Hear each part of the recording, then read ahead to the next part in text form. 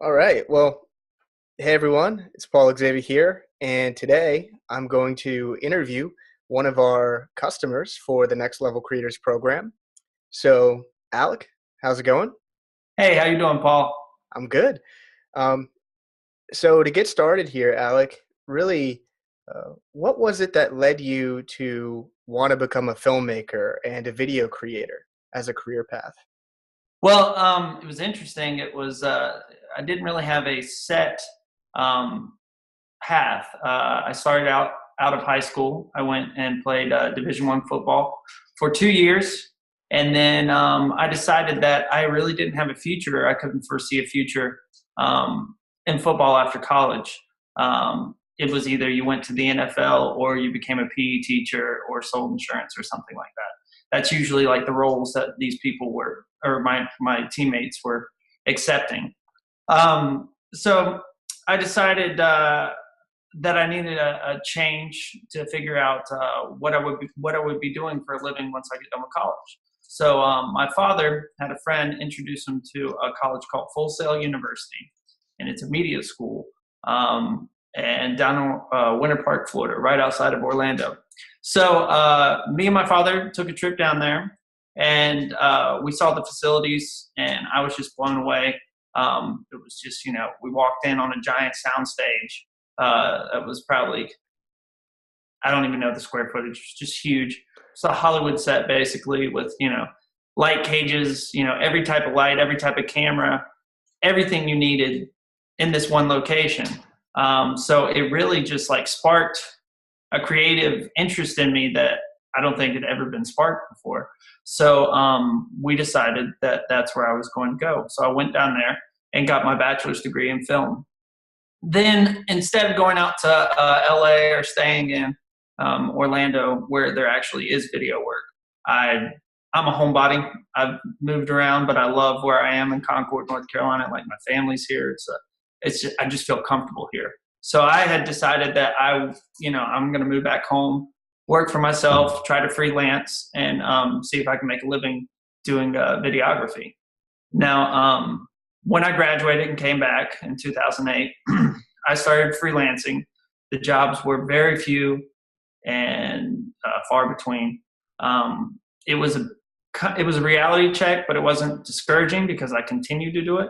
Luckily, I had a support system that a family business that I could work for doing media stuff during the week, so I could have a steady income stream. And I was allowed to, whenever I book gigs, to go shoot the gigs or go do whatever. So I've been doing freelance and that kind of setup for until about 2015 when I finally built up my clientele enough where I could strictly do freelance. Um, so I've been doing strictly freelance since 2015, 2016. But it's been uphill battle, super frustrating. It's just, the jobs are scarce. For the quality that I produce, I always thought that my price point was too low, but I had to get it at a point where people would actually work with me. Um, and it's kind of frustrating because I'm right outside of Charlotte, North Carolina. So if you go 15 miles up the road, people are charging 10 times what I'm charging, and no one's batting an eye about it. Yeah. But when I hit all the people with my prices that I know are affordable, and then they try to talk me down, I mean, when I first started out, I would take the jobs where if you do this, we're both going to blow up together. Or you do this, the next job I'll be able to pay for you. And just all these empty promises. And honestly, I did them. And I always knew that nothing would pan out. But then in my head, it was like, what if something did pan out? And so I took that. I didn't. It was weird. I held up a guard because I didn't want. I knew that I could be taken for a ride, um, by people saying that, because they see me as, eager, starry-eyed. I'm trying to get started, and they can play on my emotions. So I let them do that a little bit, but I was still guarded because I was like, this is probably going to happen, but let's see, because if it does happen, it'd be kind of cool. And then I did that for like the first 4 years, probably to 2012. And then after that, I was like, I can't do anything unless I get paid my rate. And if I don't get paid my rate, I just can't do that. And so last few years, I started getting with some good reoccurring clients that were willing to pay my rate. I remember, I think it was in 2015, somebody said, we need you to do, it was a band, they needed a promo video. And I said, all right. I said, here's my price. It's $2,500. And it's, the most I've ever gotten for a video, thinking that they would be like, no, that's too much. And they were like, okay, we can do that. And so that kind of like opened my mind. I was like, wow. I was like, maybe all I have to do is ask or go to the right people to try to get a price that makes us both happy, because it's usually before like 2015, before that job, it was always me bending over backwards.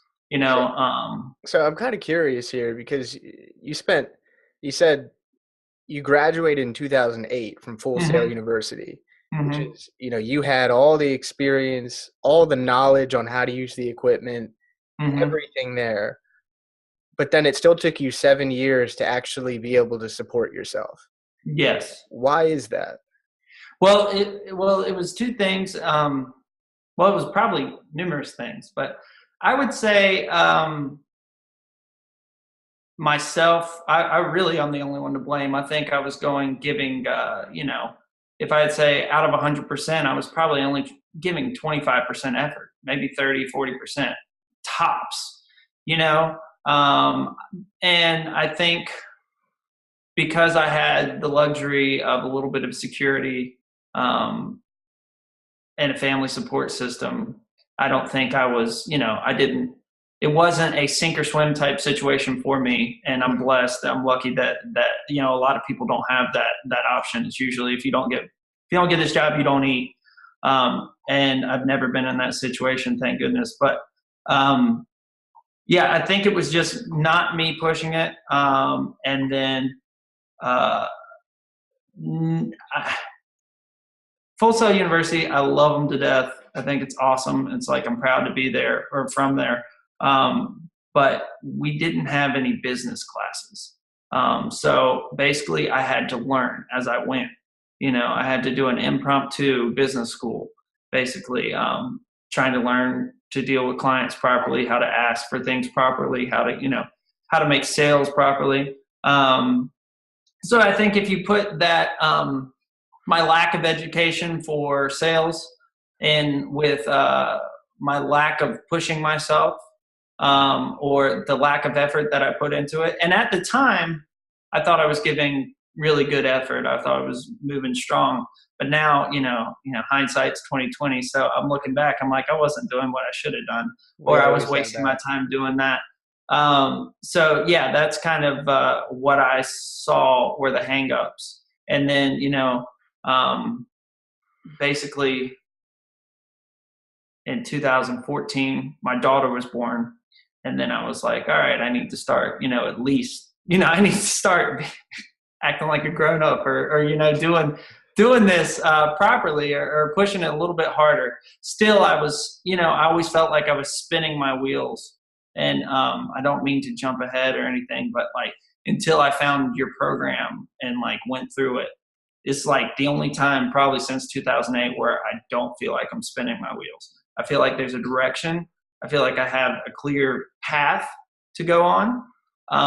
And that's something that I have been lacking. It's something I've been searching for and I didn't know how to find. So let's talk about that because like before, it sounds like you were really kind of working the project to project cycle.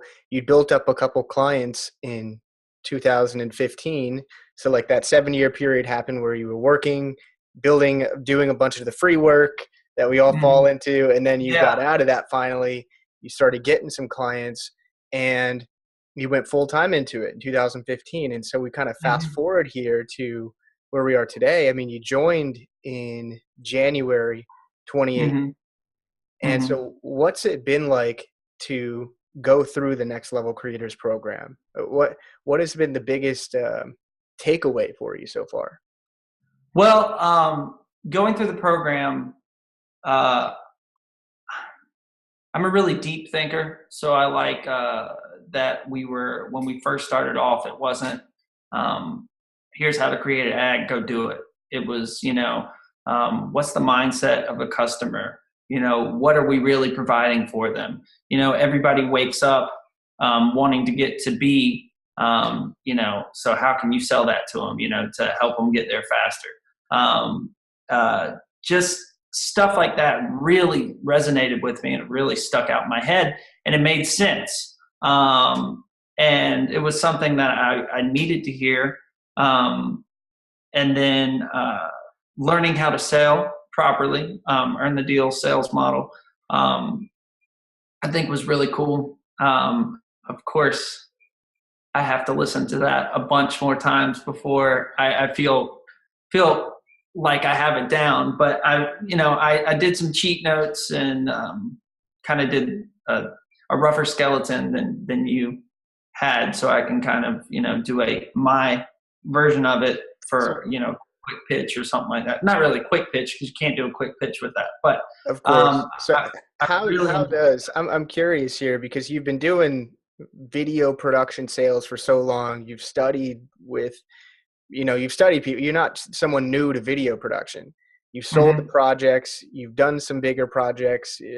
Up to this point, how has this changed sales for you? What are the big differences here for you, specifically from selling video before to selling video now?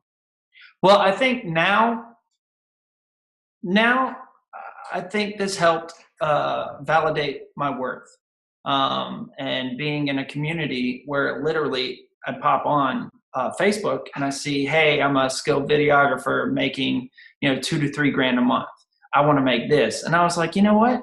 That's what I was making, 2 to 3 grand a month. It's just every day someone's like that. So it was weird. I thought, like, am I just no good at this? Like, should I give up? Because when I was at the point when I was going through Facebook, and I saw your ad, that was at the point where I was like, I don't think I'm going to do videography anymore. I'm going to sell everything. I'm going to do real estate, or I'm going to figure out some new career path. I applied for to be an insurance adjuster or something, a storm chaser when you have hail damage, Hmm. because it was a 6-figure job. Yeah. And the funny thing is I didn't even get a call back. And I was like, all you gotta do is talk to people and like write something down on a notepad. But yeah, I mean, it was, I was at the point where, when we talked on the phone for our initial call, I told you, I said, I will make 6 figures this year. I have to make it. I don't know how I'm going to make it, but I have to make it. And I have the birth of my second child that's coming in June. So that was kind of like, and it still is, a deadline for me. I was like, I want to do this. I want to have it so that my wife doesn't have to work anymore, and that we can still maintain our lifestyle. So I told, I've been telling my wife for like the last year, or since she's been pregnant this time, I'm like, you're not going back to work. And she's like, yeah, well, prove it to me, show me, you've been trying this video thing for a while, and that's that's rough in its own self, having a partner that she is supportive, but she also sees what I put in to what my clients put in. I I have to have, and this is another thing that I've learned, that you don't need the newest gear and you don't need the best stuff from your program to create. It's all about the message. It's all about the product. And So my wife That's will watch me over the years just spend money on gear, that's a like hard one. You know, spend money on gear. people have a huge connection to that because they view video value as quality, right? Hmm. And first, what was it like to kind of get into the program and just hear me say you can shoot on an iPhone 10 and make $100,000? Well, I mean, what went through your mind when I said that? Was it kind of like disbelief in a sense, or did it click? Well, it wasn't disbelief when you said that. So like I've always known that it's not about the quality. I've always sort of known that it's not about the quality because the Blair Witch Project was the number one movie when it came out. And they shot it low quality, like $40,000, and it's making hundreds of millions of dollars. So that is always, and I've learned, it's not about the quality as much as it is about the content and the story. But I've heard it from people that weren't doing it. It never made any sense to me. I didn't like. It was always in the back of my mind. And then, you know, once I heard you say, it's not about the quality of your equipment. It's about the content. And it's about all this other stuff. It was a huge relief. Honestly, I remember that because I was like, wow, I literally just bought a $10,000 camera, and I was like, maybe I should sell it. And then I was like, nah, I love this camera. I'll hold on to Well, it. Of freedom to know. I was like, right. I was like, I'm watching the creators program. Paul's doing a PowerPoint talking over a microphone. I was like, there's nothing fancy here, but I feel like this is worth every cent that I'm paying. And that really just opened my mind. I was like, you know what? It really is about the content. It is what is the customer getting out of it. And that's something I think is huge. And I think nobody knows that because it really is. It's I can go outside of my front. I live on Main Street. I can go outside and I can throw a rock and I can probably hit a professional photographer or a videographer right now because everybody and their brother has the equipment and everybody can shoot quality. And that makes the people in my profession that are like, those are amateurs. We have to step up and go, step up and buy the $10,000 cameras, the $20,000 cameras, because we're like, well, if they're shooting this quality, if they're shooting, this quality, we got to be shooting 4K, 6K, 8K just to keep up, to let them know that we're the professionals, we're the yeah. pros. Yeah, so that is it was a huge relief, and it still is a huge relief because besides my own personal want to have nice things, I could sell most of my gear. I could keep one lighting kit, downgrade a camera, and still do everything. And I may do that, honestly. Yeah, I always say when it comes to your business, if you don't have more like if you're trying to start a Subway, you have a lot of capital outlay you have to do. You have personnel, you have all these things, and people come to me and they're like, "Oh, I've invested $75,000 in equipment, and I've got a carrier and a case and all this stuff." And then they tell me how many clients they have, and they've got nothing. Right? They've got no clients coming to them. They've got all this equipment. They've got a portfolio that dates back years worth of high quality video, and no one is ringing the doorbell. And that's when you know something's broken, Mm-hmm. right? And that's Mm-hmm. why it's important to have more cash in the bank, have you build up that war chest and have that be what's important, right? Having the money to provide for your family, to get clients, provide real value to them. And equipment doesn't dictate value, Mm-hmm. right? And we know that now. Yeah. Um, tell me about and tell everyone about what's happened for your business since you've joined, because you feel like you have a better direction. What are the results essentially? How much has your business grown, and where are you today? Well, so I joined in January. I would say I'm 70% through the program. But I was far enough into the program that I learned what I was selling and how to sell it. So basically, I reached out to some clients and I said, I'm pivoting my business model. I'm not doing one off videos. I'm going to be working with a retaining model. And basically, I'll be a digital marketing company that will use the power of Facebook to help businesses like yours acquire new and consistent customer clientele base. And all their ears perked up. I have 2 or 3 more meetings set up. But the first meeting I went into, I went, guns blazing. I proposed to one company that had 4 locations. I basically hit them with a retainer for $10,000 a month. That includes my $6,000 managing fee, and then $4,000 in ad spend, which would be $1,000 per location. And I remember pitching that, having a good meeting. I was going through the earn the sales guide, and I remember getting to the numbers, and that was when the client kind of backed away a little bit and did the whole I need to talk to my partners. And in my head, I heard your voice going, "No, that's bullshit," or you can't do that.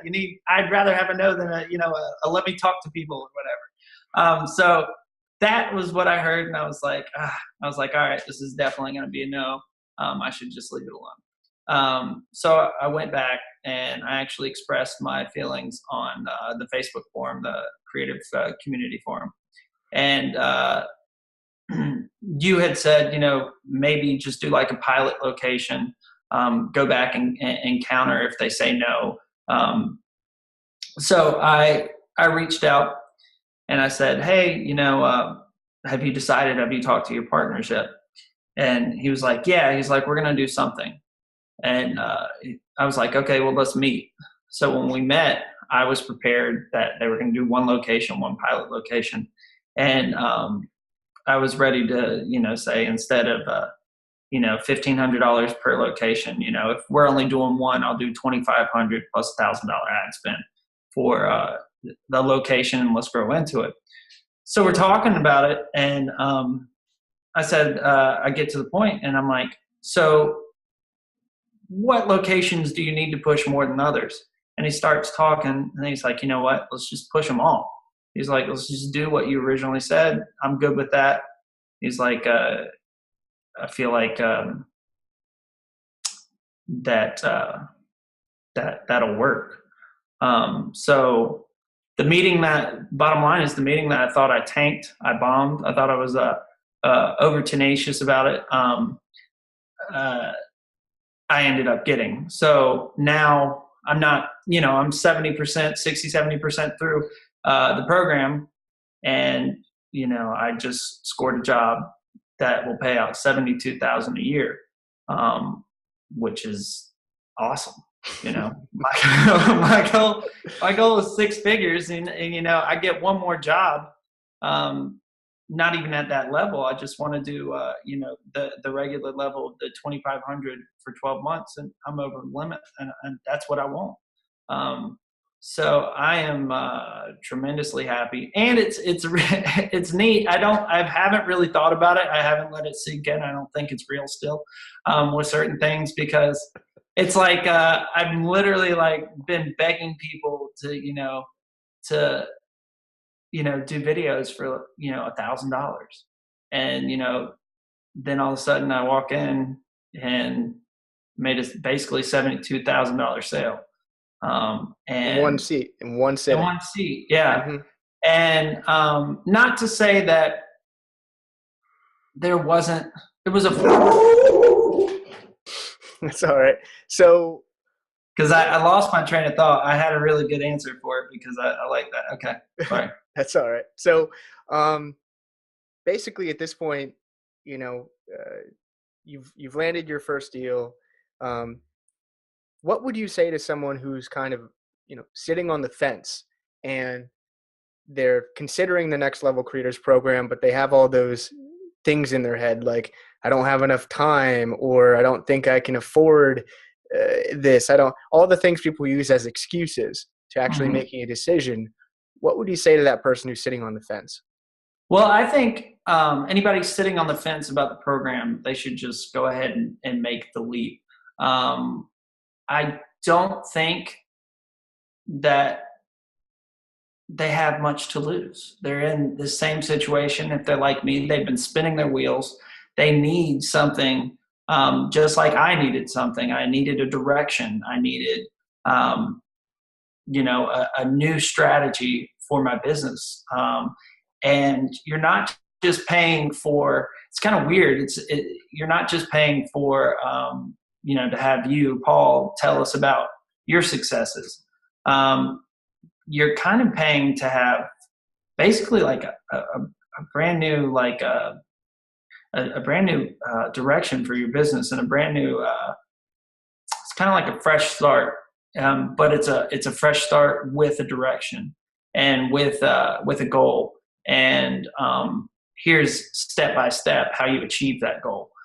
It's not like a shot in the dark blindly just looking for something. You just follow the program. And I truly believe that there's enough information that anybody who's competent and is an entrepreneur, they'll be able to achieve their goals that they want coming out of the program. Now, I've seen some people that have been on Facebook and they say, they want to take their business to like 50 grand a month from $1,000. That may not happen overnight, but I think they could do it with this program because it gives you those tools that you need. Sky's the limit. If if uh, if I'm building a table but I don't have the tools, I know how to build the table. I know I can build the table, but if I don't have the tools to build the table, I can't build that table. So you're literally providing us what we need to get the job done.